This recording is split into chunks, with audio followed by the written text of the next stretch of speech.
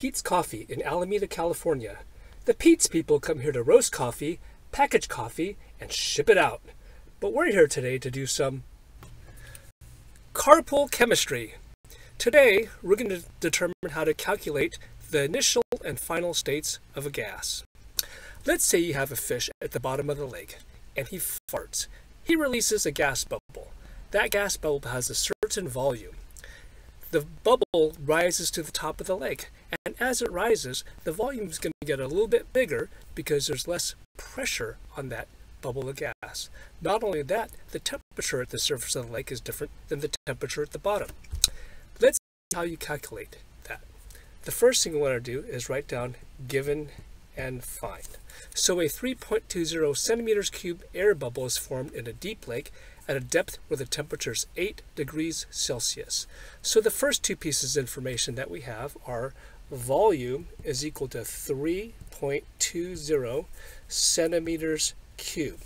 Now automatically, since we're dealing with gases, I'm going to put it in liters times 1 liter for every 1,000 centimeters cubed. And of course, we're going to call this volume 1 at the bottom of the lake. And that comes out to be 0.0032 liters. Then we take a look at the next piece of information. The temperature at the bottom of the lake is 8 degrees Celsius. So T1 is 8 degrees Celsius. Being that we're dealing with gases, we want to use the Kelvin scale, which we already learned that you add 273 to it to give us a total of 281 degrees Kelvin. And it says the pressure of the gas on that gas at the bottom of the lake, P1, is equal to 2.45 atmospheres. And as we know, when we're dealing with gases, atmospheres is the correct unit that we want. Then it says the bubble rises to a depth where the new temperature and pressure are, well, temperature 2 is equal to 19 degrees Celsius, which I'll go ahead and add 273 to it in order to get 273 plus 19. We're looking at 292 degrees Kelvin. And the new pressure, P2, is equal to 1.12 atmospheres. So it looks like the pressure went down and the temperature went up. And we could keep it at atmospheres. Then it says, assuming the amount of air in the bubble has not changed, because as the bubble goes to the surface, no new air comes in or out. And so we could say the amount of air, which is the number of particles or moles of air inside the bubble at the beginning, N1 is going to be equal to N2. Then it says to calculate the new volume. So find volume 2. Well, we know it's a gas, and we know that gases behave according to the ideal gas law. So on your paper, write down P1 V1 is equal to N1 R1 T1. This is PV is equal to nRT for the conditions at the bottom of the lake. Then off to the side, write down P2 V2 is equal to N2 R2 T2. And this applies to the conditions at the top of the lake. What we want to do now is we want to isolate the variable R, and we'll find out why in just a little bit.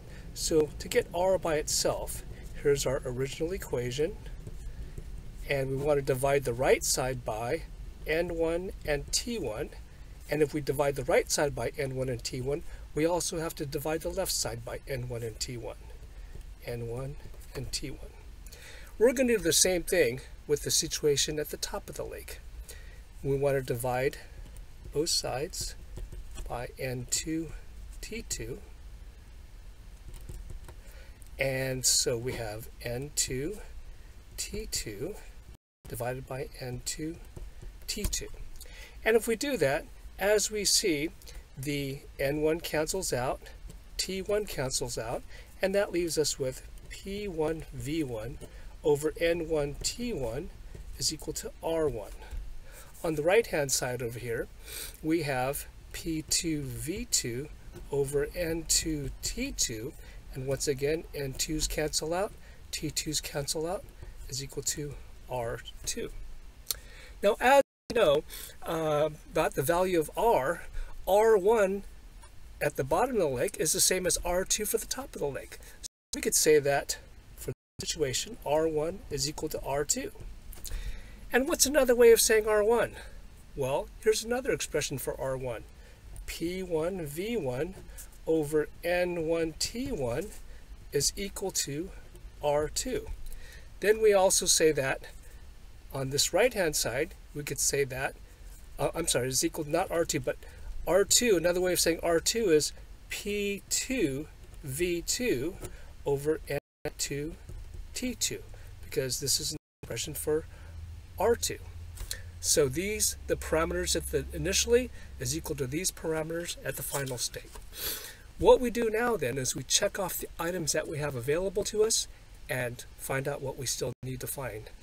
Do we have a value for P1? Check. Do we have a value for V1? Check. Do we have a value for N1? No, we don't, but we do know that N1 is equal to N2. N1 is equal to N2. They're on opposite sides of the equation, both in the denominator, so we cancel them out. Do we have a value for T1? Yes, we sure do. Do we have a value for P2? Check. Do we have a value for V2? No, that's what we need to find. That's our big question mark there. That's the whole point of this problem, to find V2. Do we have a value for T2? Yes, we sure do. Check. How many unknown variables do we now have in our equation? Just one, V2. How do we get V2 all by itself? Well, attached to it is P2 and T2. So to get V2 all by itself, we would want to multiply by T2 over P2. And that will help us to cancel out P2 and cancel out T2 over here. Okay, then if we multiplied by T2 and divided by P2 on the right-hand side, what must we do on the left-hand side? The same thing, T2 over P2. And so now we have our variable V2 equal to all of these items over here on the left side. We can now substitute our values in. The value for T2 is 292 degrees Kelvin.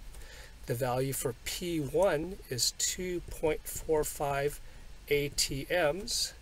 The value for V1 is 0.0032 liters divided by, and the value for P2 is 1.12 atmospheres, and the value for T1 is 281 degrees Kelvin.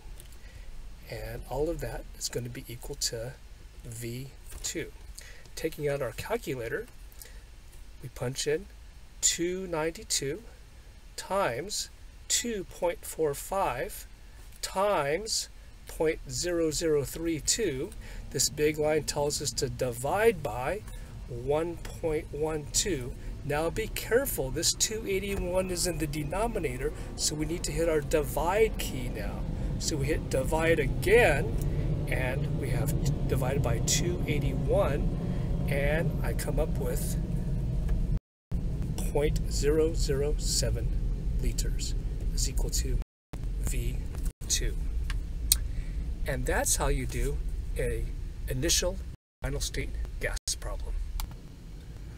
From the Pete's Coffee World Headquarters in Alameda, this is Carpool Chemistry. Thanks for watching.